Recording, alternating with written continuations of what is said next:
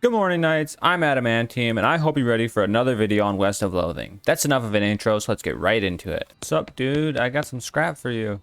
Good to see you again. Have those 5 piles of scrap yet? Yep, got him right here. He ambles over to a strange contraption in the corner of the room and begins to tinker. Great. Let me just... yep. Okay, this will do the trick. Let me just get this running, and then you'll be able to grab a keystone from it. It'll take another 5 scrap for each one you need. Are you familiar with the Lost Dutch Oven mine? Grim place, but that's where I found the chassis for your fabricator, wedged behind an unusual pile of rocks. Seemed like a good place to start hunting. Ooh, a spittoon.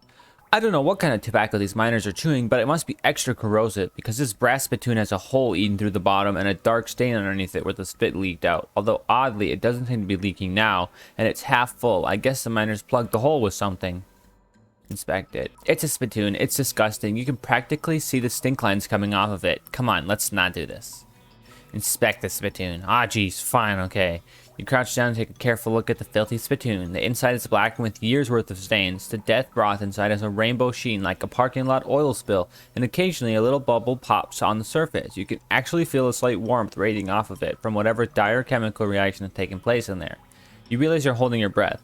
Not deliberately, but from the human body's natural instinct to self-preservation. Inhale. Imagine someone made a big pot of chili, con carne, and left it under the porch. 3 rats crawled into the pot, eat half the chili, and then die. A week later, family cockroaches take up residence among the writhing maggots. The cockroaches smoke thick black cigars, which they light with tufts of burning human hair. That's what it smells like.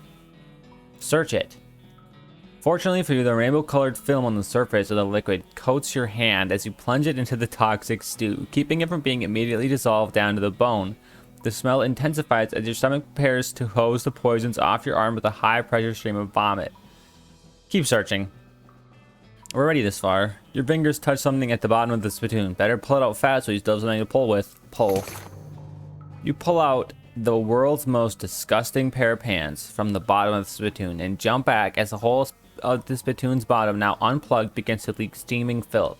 Congratulations, you are now the proud owner of the worst object I've ever been paid to think about, narrowly defeating a leather bondage harness made from the skin of a clown. These pants look and smell like they were used to line the bottom of a leaky spittoon. Hooray, we got pants. Can I even wear? I can wear pants. +1 armor, +7 muscle, +2 armor. I want this one.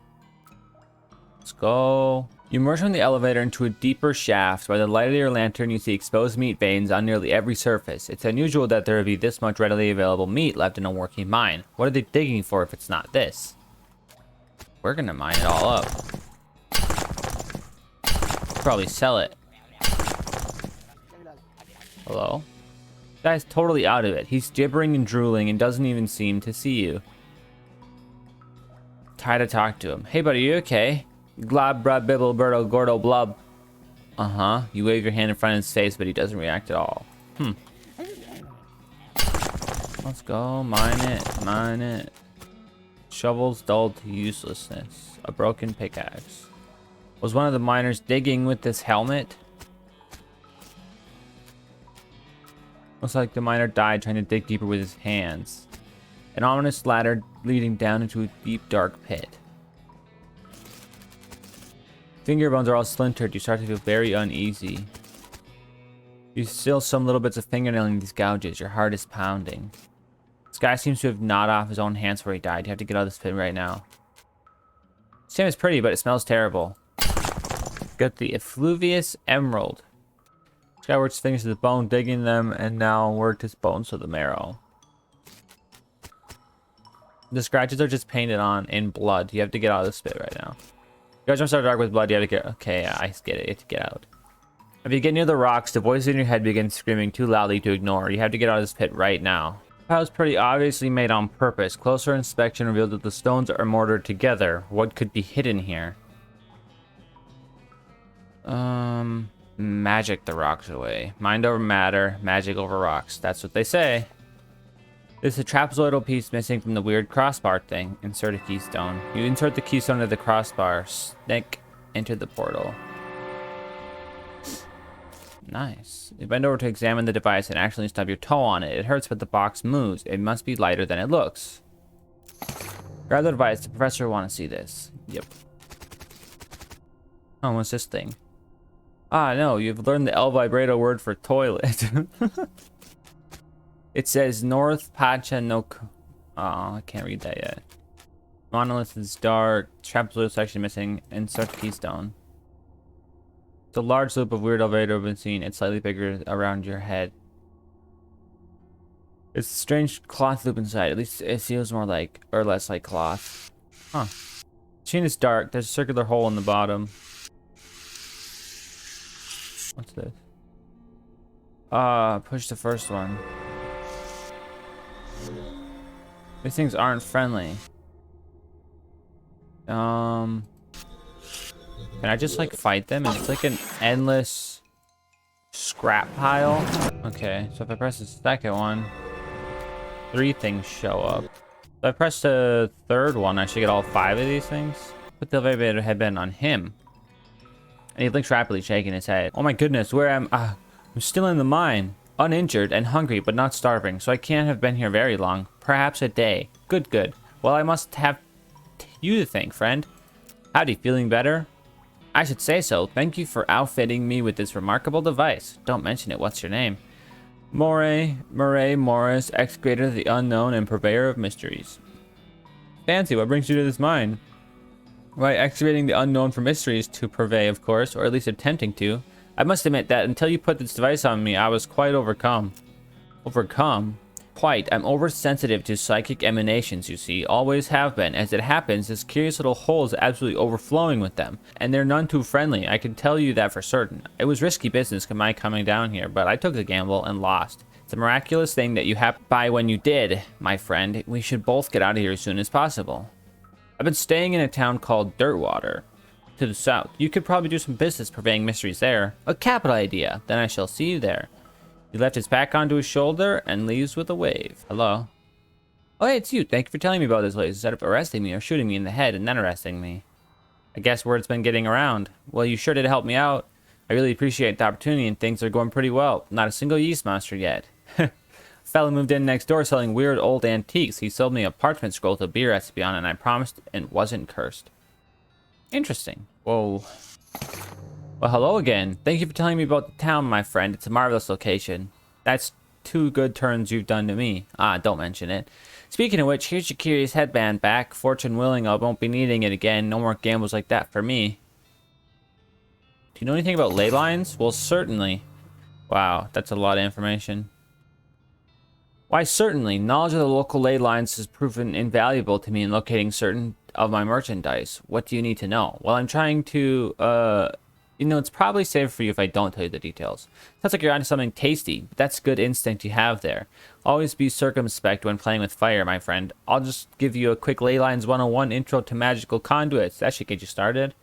Murray grabs a sheet of paper and draws a series of curved inspecting lines on it, while explaining what they are and how they relate to local geography and magical forces and so on. It's pretty interesting stuff. It makes sense considering what you already know about magic. Okay, thanks. Why is it so dark in here? Atmosphere, my friend. I sell mysteries, things which cannot be properly experienced in the cold light of day. Why not? Well, it wouldn't be any fun. Haha, okay. Where's all your merchandise? In the locked case behind me? These are things that must be kept from prying eyes and unprepared minds. And thieving hands. Well, that goes without saying. Gotcha. Let's see what you got. I need this for the, that gore-covered scroll or whatever it was called. I want to head back up to the circus. Clown starts picking cards out of the deck and holding them up with the backs to you. You rattle off their names as fast as you can pick them up. He seems genuinely impressed. This sir is so remarkable as to be practically frightening. Looks like you have a winner. Thanks. Okay, so now I can go to the main stage. Talk to him. Ticket please. Ticket for what? Barnaby Bow's Stunt Spectacular. What's that? The boss does a show. Yeah. Yeah. What kind of show? Knife tricks mostly. Here's my ticket. Okay, go on in. Show starts soon. Okay. Huh. Take a seat, and the smattering of other patrons appear and sit down as well. After a minute or two, there's a cache of cymbals, and clown runs in from the backstage curtain and jumps up onto the stage. In contrast to the other clown's colorful clothing, he is relatively simple: black wool trousers and a bright crimson shirt under a pale tan leather jacket with fringe on the sleeves and a red heart painted on the shoulder. His face paint is plain white without any colored accents, contrasting his curled black mustache and thin goatee. A snappy silk top hat with a rakish tilt tops off his outfit. He doffs his hat and bows with a deep theatrical flourish, and the small audience claps politely. Thank you, ladies and gentlemen. Thank you, and welcome one and all to Barnaby Bob's perfectly normal traveling circus sideshow. I hope you've been enjoying the attractions and distractions of our little traveling carnival, and now it's time for our star performance, the main attraction. Ladies and gents, put your hands together for... A loud drum roll starts as he gestures to the curtain, and then cymbals crash again. The clown puts his hat back on with a chuckle. Me, Barnaby Bob. Applaud. Much obliged, much obliged. You're far too kind. I haven't even shown you anything yet.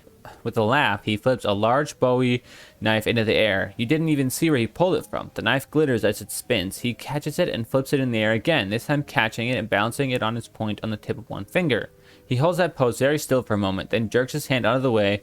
The knife thunks into the wood on the stage floor deep enough that he has to get a jerk from side to side where he can yank the blade free. He winks broadly to the audience. Wouldn't it be any fun if they weren't sharp, would it, ladies and gents? He pulls two more knives from his jacket and begins a flashy and elaborate knife juggling act. 3 spinning blades somehow turn into 4, and then his hat adds into the mix, floating lightly through a cascade of knives without a single scratch. He finishes the routine by catching 2 of the knives in each hand and allowing his hat to fall nearly to the ground before catching it on the tip of his boot and kicking it back into the air and onto the top of his head. Applaud. Ah, now there's some applause I believe I've earned. Let me tell you, ladies and gentlemen, it took a lot of hats to get where I am today. He chuckles as he adjusts his hat back to its original rakish tilt. Now for the grand finale. For this, I'll need a volunteer from the audience. A few hands go up. Barnaby Bob ignores him and looks directly at you. How about you, sir? Well, now, don't be shy. We're all friends here, right? Come on up onto the stage. You hesitate, but Barnaby Bob starts up a round of applause and the audience joins in. Reluctantly, you climb up onto the stage. There we go. Not so bad, is it? Your name, please? Bird Holiday. It's a real pleasure to finally meet you, Bird Trouble Holiday. Stand right here, won't you? Stand there. A couple of clowns haul a large wooden panel about 7 feet tall and 4 wide up onto the stage. They stand it up vertically behind you and stay there, holding it steady. It has 2 holes in it slightly above waist level and a lot of knife marks. Press your back flat up against the wood, please, and put your hands through the holes. You do so. The holes are just a fraction too high, so it's not very comfortable. And then one of the clown pulls your arms back tighter and ties them together with a rough hemp, so it becomes much more uncomfortable. For a variety of reasons. Don't worry, this is just to make sure you don't make any sudden and unexpected movements. We wouldn't want that, would we? Fret not, son. Everything's under control. He steps up close to you and adjusts your collar. Brushes a little dust off his shoulders. My control. You know, Bird, we get a sharp customer through here from time to time, but my, you're the sharpest I've seen yet. However, I bet a shining silver dollar I've got something up my sleeve that's even sharper. His pupils narrow to vertical slits as he grins at you, revealing rows of pointed yellow shark teeth. As he turns away, you can see that the heart on his shoulder of his leather jacket is drawn with an arrow through it and the word Mom. It doesn't look painted on. Free your hands. You struggle a little bit, but your arms are too tightly bound. The rough hemp ropes dig into your wrists. Barnaby Bob strolls to the other end of the stage and turns to you. Now, don't worry. This will be all over soon. Just don't move. He has a knife in his hand again and gives it a few twirls and flips. Light reflected from the blade glitters in his eyes. Then without warning, he hurls it at you. Thunk. The knife hits the wood before you can even blink, a hair breadth from your left ear. Stare him down. Barnaby Bob grins at you as the crowd applauses. Another knife appears in one hand and an apple in the other. He tosses the apple to one of the stagehands, who carefully balances it on top of your head. Time for the old William Tell routine. A bit of a cliche, perhaps, but there's a reason it's a classic. Eh, ladies and gentlemen? Take a deep breath. The crowd watches with a rapt attention as he flourishes the knife, spinning it and flipping it behind his back, then faster than you can register. Thwack! Cold apple just dribbles into your hair and down the back of your neck. 2 for 2, would you say, Bird? Shall we go for one more? Stare him down. Barnaby Bob pulls out another knife and gives it a quick stropping across the pale leather sleeve of his jacket, then whips a colorful spotted handkerchief from his pocket and blindfolds himself. Time his smile is much colder. I advise you to watch closely, Bird Holiday, since you're the only one of us who can watch closely. The crowd laughs, but you don't really hear it. The knife spins in his hand, this time either because of his adrenaline or because he's actually moving slower. You can see the motion of his arm as he throws it. He twists his arm in an odd way that you don't think he did before. The knife is flying at you. The knife is flying directly at your eye. Your right eye. Don't move. The knife incredibly serves at the last possible moment. Thunk. You can feel the wood shake from the force as it stabs into the board. The metal is cold against your right cheek. The audience erupts into cheers as Barnaby Bob removes his blindfold and pumps a fist triumphantly. One of the stagehand clowns unties your wrist and helps get your arms out of the holes. Bob takes your hand and raises it into the air victoriously. Well now, ain't he a good sport, folks? And as brave a target as I've ever had. Take a bow, Bird Holiday. Take a bow. You bow, the cheering crowd, carefully keeping your eye on Barnaby Bob. He bows as well, removing his hat with an elaborate flourish, and then he takes a slip of paper out of it. As a token of appreciation, I'd like to give you, our star volunteer, a gift. Year's supply of dynamite. Use it in good health. As he hands you the coupon, the clown leans in close to your ear and whispers, "This was the only warning you'll get, boy. You got an item. Year's supply of dynamite." Barnaby Bob waves and blows kisses to the crowd as you climb down from the stage, and then he disappears through the backstage curtain. The audience gradually disperses. Phew. Little trailer is probably Barnaby Bob's office. The wagon is old but well maintained. A brass plaque on the door reads Barnaby Bob, confirming your suspicions. Peek in the window. You see Barnaby Bob sitting at the desk. He seems to be inspecting a large map, but you can't make any details from here. Kick in the door rudely. You set your jaw and kick the door, which slams open, rattling the entire trailer. Stride in. What in the... You. By the 1,000 hats of a red skeleton. Boy, you must have solid brass clangers to bust into my office like this. Did you not understand the tenor of my little demonstration? What's the subtext lost on you? Must I drive my point into your skull in a most literal and direct manner? I'm not afraid of you, clown. You may wish to reconsider both the tone and substance of the remark, friend, because I can be damn fearsome if I so choose. Are you so thick as to not understand who and what you're dealing with? Stuff it, I came for answers. And you're going to give them to me. Barnaby Bob slams his hands on his desk and jerks to his feet. I'm going to give you your eyeballs on a plate and fill the sockets with boiling urine, boy. Don't you dare try to intimidate me in my own house. If I thought for 1 second that you had the capacity to cause me the least amount of harm, you'd nod upon bones would already be baking in the desert sun. I gave you a gift and a warning. I set you free with your life because I'd lig a fellow with an ounce of moxie, but you're sinking rapidly in my estimation. Screw you, clown. Well, that just tears it, don't it? Barnaby Bob takes a deep breath and shouts, "Hey, Rube!"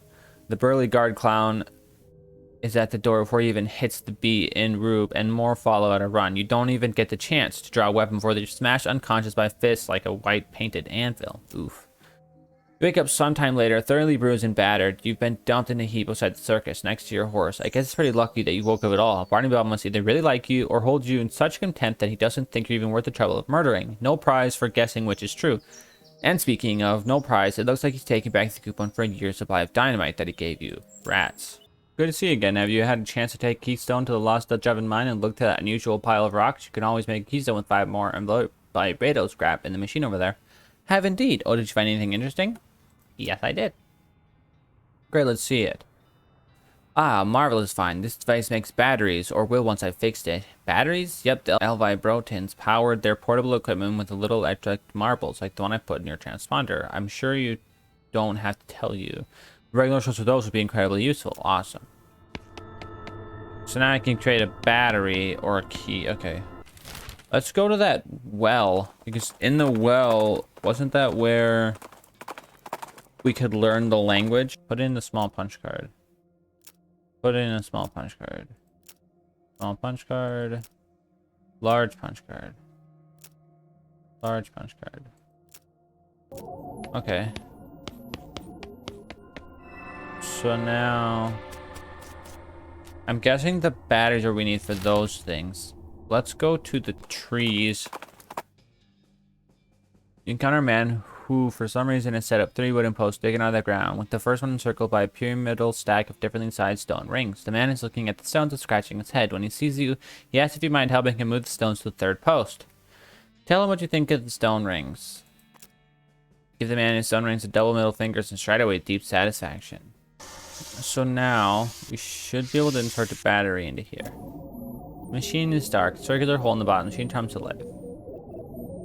Okay, push it. What if I push it again? I can go through. Oh. Cave looks like it happened a long time ago. Big cylinder on top. Take it. I got an Vibrato cylinder. North pa- Okay, I can't read that. Replace it? It's pretty like a giant untrustworthy alien mechanical kitten. Okay. Machine inside of weird transport thing is busted. Huh, well that was random. Hold on, we'll come back to this. I want to go to this and try to learn a bunch more words so we can actually read stuff. I don't know how many words they have in this place, but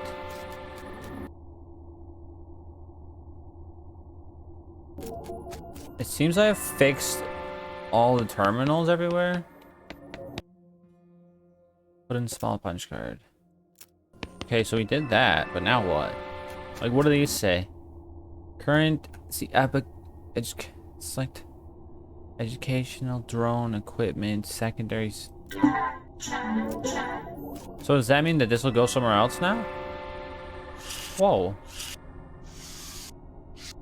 Ground, she got a vibrato scraps, a weird device. Okay, what can I? Oh. Okay, so I got a battery and stuff. So this just changes where this goes now. Now if I go here again, it'll be somewhere. I think this is the first place, right? Wait, what does this say? Educational terminal. Yeah, so that's the educational area. This one's the drone area. Big button, press it. Loading construction appears. I can fight this thing. Oh, I like how they have the the laboratory in the background. Okay, so that's that. So that's what these terminals do then. Wait. I've already been to this one. No, I have not. The monolith is dark. Insert battery. Brings to life. Headwear matter. Whoa. Bracelet or bracelet.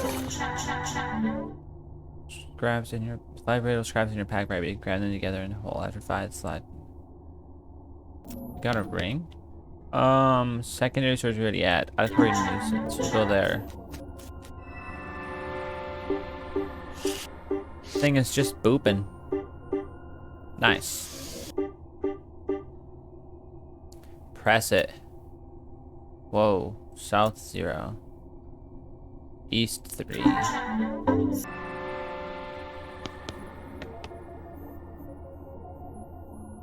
Refreshments 5. Okay, press the button. Huh. Insert battery. Okay. Pipeline terminal. Primary terminal.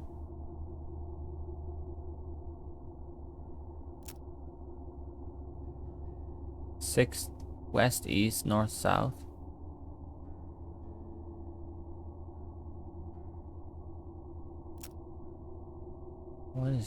What? I find annoying wearing dumb. Wow, that is annoying, isn't it? I hope that it goes away when I fix it. What is it?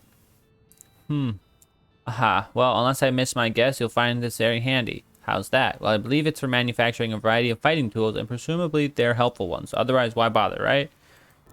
Neat. The machine turns L vibrato scrap into single-use combat items. That's what the professor said, and I'm confirming it for you. There's a little note on the side where he describes the different things you can make with it. It can make a grenade, which you assume blows things up. It can make something called a maintenance teleporter, which the professor says will banish any hostile L vibrato construct. And it can make an autonomous construct that'll help you win fights by hurting your enemies, or one that can help when you win fights by healing your allies. Sounds great. Okay, I'm gonna call it here. I really hope you guys enjoyed. If you did, please hit that like and subscribe button. It would really mean the world to me. And always remember to wear your adamantium armor.